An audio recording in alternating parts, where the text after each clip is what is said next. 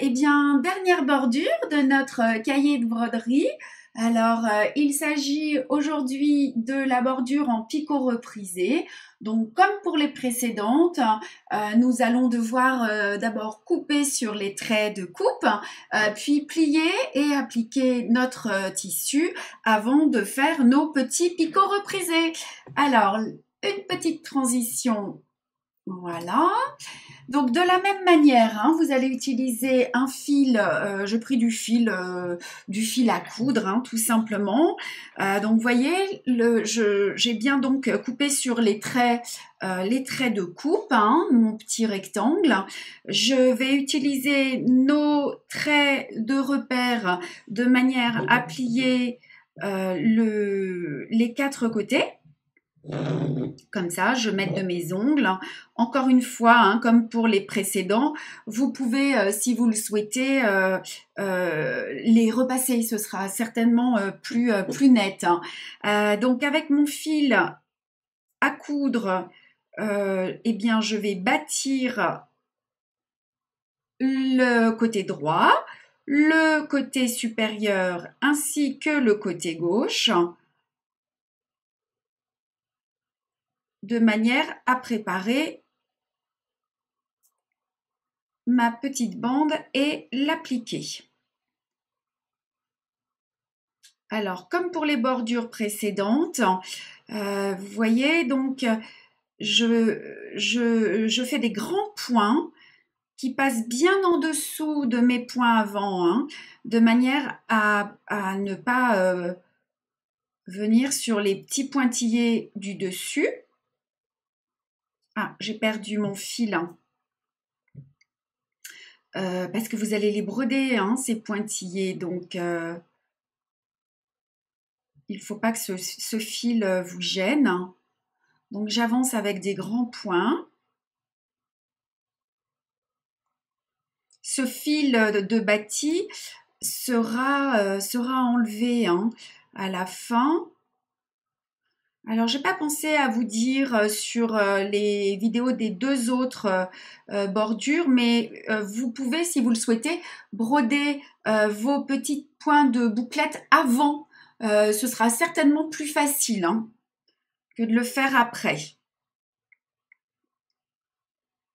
Difficile de penser à tout vous dire. Hein. Voilà. Ici, dans mon angle, je fais mon dernier point. Je repasse sur le dessus. Je vais couper l'excédent du fil. Voilà. Et donc, c'est maintenant cette petite bande de tissu que je vais appliquer avec donc, les bouclettes vers le bas en prenant soin de prendre pour repère les pointillés qui sont juste dessous. Donc, je vous laisse préparer votre fil. Voilà, je vous laisse préparer votre fil, hein, celui-ci qui va vous permettre d'appliquer sur tout le tour votre petite bandelette avant de faire nos petits picots reprisés.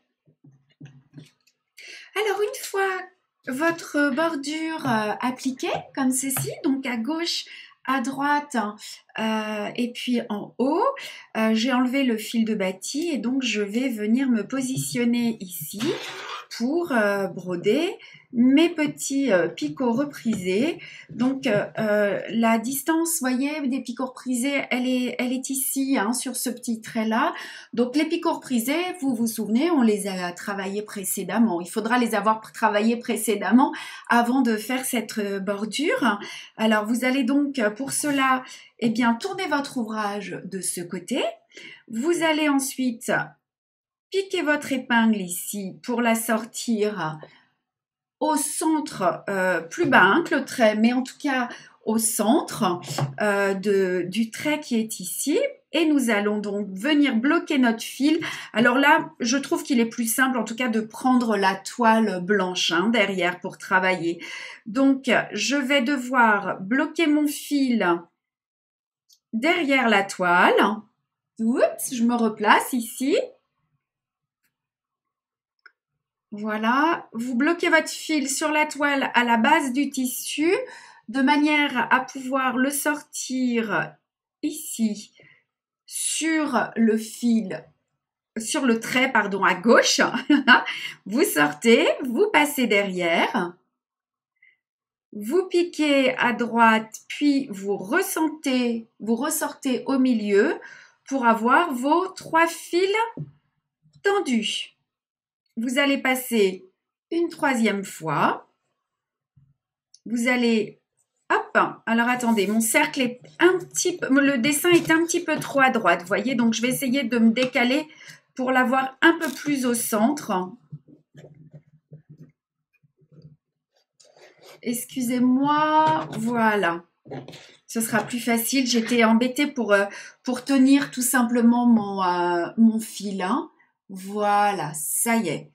Donc, j'ai bien mes 3 fils. Et maintenant, je vais commencer à tisser. Je veux passer dessous, dessus, dessous, en tirant fort vers le haut.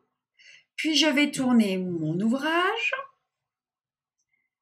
Et passer maintenant dessus, dessous, en tassant un peu mon poing vers le bas, sans trop tirer pour lui laisser du gonflant, en tout cas pour pas que le pétale rétrécisse, ne soit trop étroit. Et chaque tour va être l'inverse du tour précédent.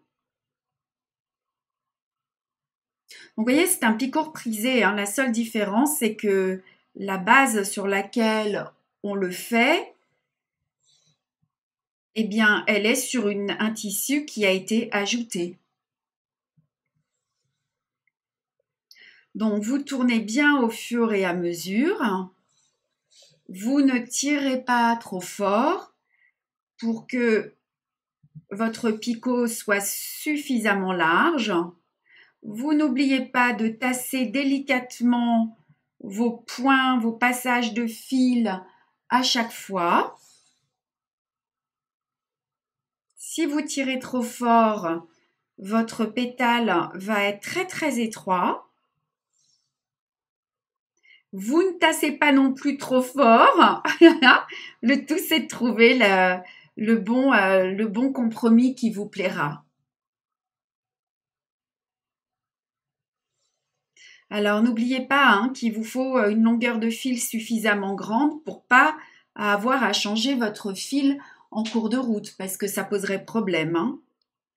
Donc, en l'occurrence, là, j'ai juste pris un fil plié en 2, donc des fils d'1 mètre. Hein. Et voilà, j'arrive tranquillement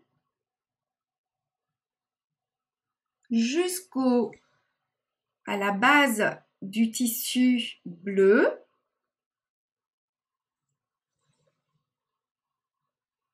Je vais pouvoir encore passer 1 ou 2 fois.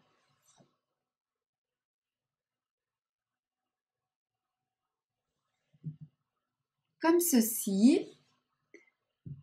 Eh bien, je considère là que c'est terminé. Donc, je vais faire un petit point à gauche. Hop, je vais descendre, excusez-moi. Voilà, je pique à gauche.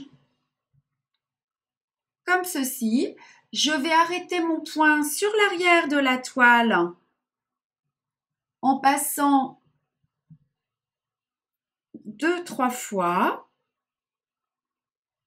sous ce même point. Je vais couper,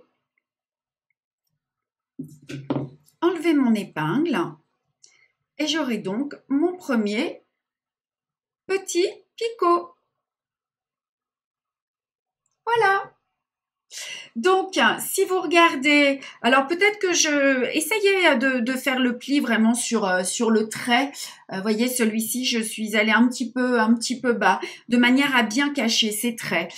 Vous allez les faire plus ou moins grands, hein, comme vous le souhaitez. C'est l'endroit où vous allez piquer votre épingle qui va déterminer la longueur. Et puis, vous allez vous amuser à changer de couleur au fur et à mesure. Voilà pour la dernière bordure. Eh bien, écoutez, je vous embrasse. Prenez bien soin de vous. Et puis, rendez-vous pour le prochain tuto d'une nouvelle page qui sera la page des entre-deux. Bye bye. Prenez bien soin de vous.